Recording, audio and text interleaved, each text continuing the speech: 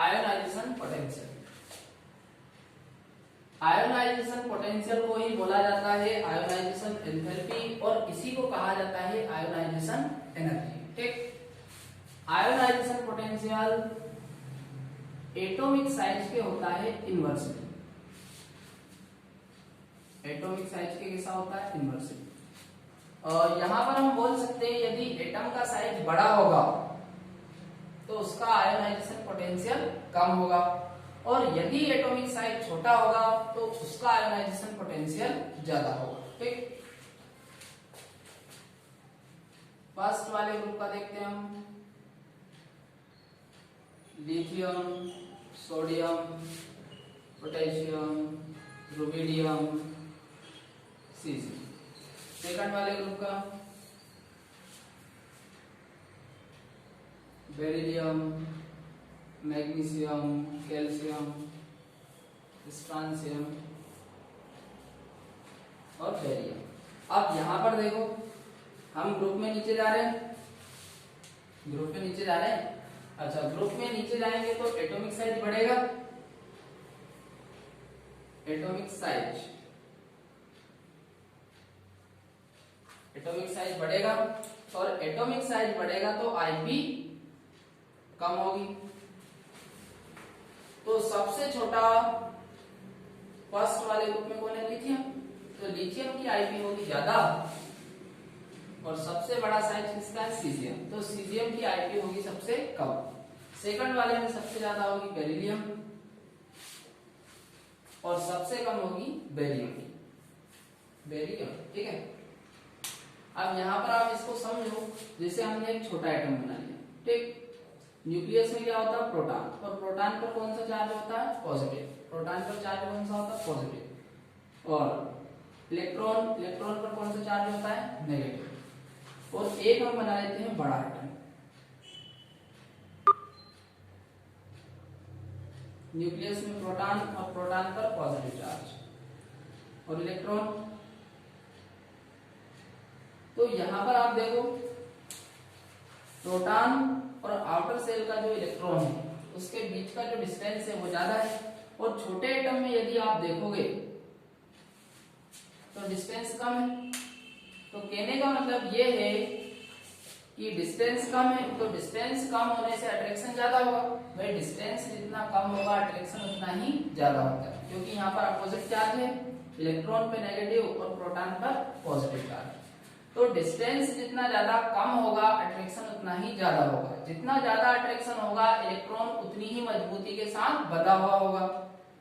और यहाँ पर देखो डिस्टेंस ज्यादा है तो इलेक्ट्रॉन मजबूती के साथ यहाँ पर बंधा हुआ नहीं है, या फिर हम बोल सकते हैं कि यहाँ पर जो इलेक्ट्रॉन है वो बहुत कम मजबूती से बंधा हुआ है और यहाँ पर यदि आप देखोगे तो इलेक्ट्रॉन बहुत मजबूती के साथ बंधा हुआ है। तो यहाँ पर यदि आप इलेक्ट्रॉन को बाहर निकालोगे तो आपको बहुत ज्यादा एनर्जी खर्च करनी पड़ेगी, पर यहाँ पर जो इलेक्ट्रॉन है बड़े वाले एटम में वो मजबूती के साथ बंधा हुआ नहीं है। तो यहाँ पर आप थोड़ी सी एनर्जी दोगे, इसी में ये इलेक्ट्रॉन बाहर हो जाएगा। ठीक। अच्छा, एक बार सुन लो आयोनाइजेशन पोटेंशियल होता क्या है। गैसियस आइसोलेटेड एटम, एटम कैसा होना चाहिए? Gaseous isolated.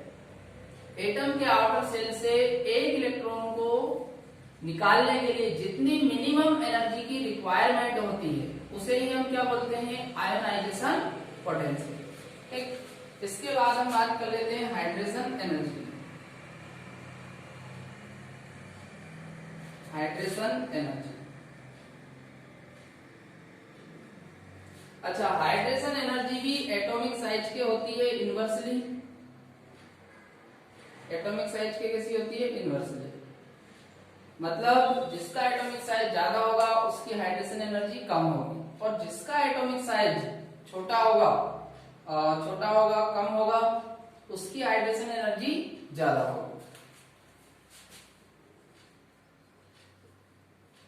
Lithium, sodium, potassium, rubidium, caesium.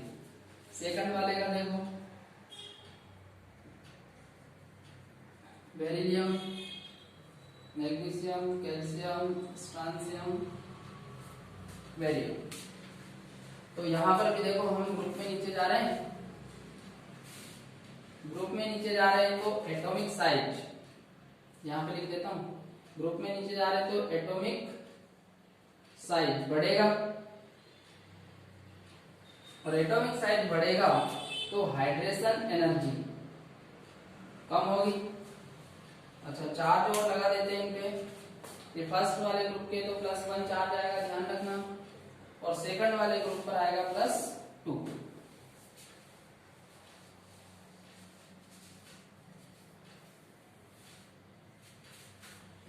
तो फर्स्ट वाले ग्रुप में सबसे ज्यादा हाइड्रेशन एनर्जी होगी लिथियम की, और सबसे कम होगी सीजियम की, और सेकंड वाले ग्रुप में सबसे ज्यादा होगी बेरिलियम, और सबसे कम होगी बेरियम की। अच्छा, अब हम बात कर लेते हैं फ्लेम टेस्ट के बारे में। फ्लेम टेस्ट, अच्छा, फ्लेम टेस्ट में क्या होता है भैया, इन एलिमेंट को फ्लेम बुनसन फ्लेम में हीट करते हैं। बुनसन फ्लेम में हीट करते हैं तो इन एलिमेंट के आउटर सेल में जो इलेक्ट्रॉन होते हैं वो एनर्जी को एब्जॉर्ब करके एक्साइटेड हो जाते हैं, एनर्जी को एब्जॉर्ब करके एक्साइटेड हो जाते हैं, और वो लो एनर्जी लेवल से चले जाएंगे हाई एनर्जी लेवल में। लो एनर्जी लेवल से कहां पर चले जाएंगे, हाई एनर्जी लेवल, और जब वो वापस हाई एनर्जी लेवल से लो एनर्जी लेवल पर आएंगे तो ये क्या होगा, जो फ्लेम होती है उसको एक स्पेसिफिक कलर देते हैं, जो फ्लेम होती है उसको स्पेसिफिक कलर देते हैं। तो इन एलिमेंट का जो कलर होता है वो स्पेसिफिक होता है, मतलब हम फ्लेम का कलर बताकर ये पता कर सकते हैं कि भाई ये एलिमेंट कौन सा है। यदि आपको फ्लेम का कलर पता है तो आप बता सकते हो कि भाई ये एलिमेंट कौन सा है। ठीक है, फर्स्ट वाले ग्रुप में देखते हैं पहले। First A lithium, sodium, potassium, rubidium, caesium. अच्छा, लिथियम कलर देता है क्रिम्सन रेड। कौन सा कलर देता है लिथियम, क्रिम्सन रेड। सोडियम देता है येलो कलर, सोडियम कौन सा कलर देता है, येलो। पोटेशियम देता है वायलेट, कौन सा कलर देता है, वायलेट। और रुबिडियम देता है रेड वायलेट, रेड वायलेट। और सीजियम देता है ब्लू कलर, सीजियम कौन सा कलर देता है, blue.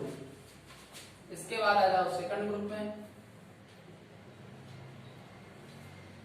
Beryllium, magnesium, calcium, strontium, barium. अब यहाँ पर देखो ये जो दोनों एलिमेंट होते हैं बेरिलियम और मैग्नीशियम, इनका जो एटॉमिक साइज है वो छोटा है, स्मॉल एटॉमिक साइज।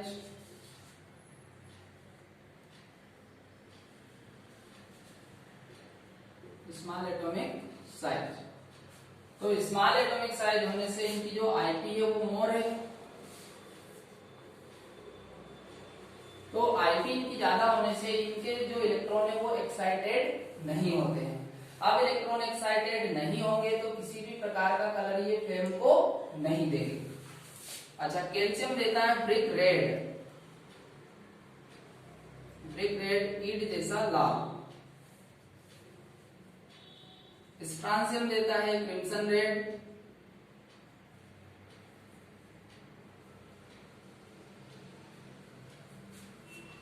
और बेरियम देता है एप्पल ग्रीन। जो कच्चे वाले एप्पल होते हैं ना वो ग्रीन कलर के होते हैं, तो कलर कौन सा हो जाएगा, एप्पल ग्रीन बोलते हैं इसमें। ठीक,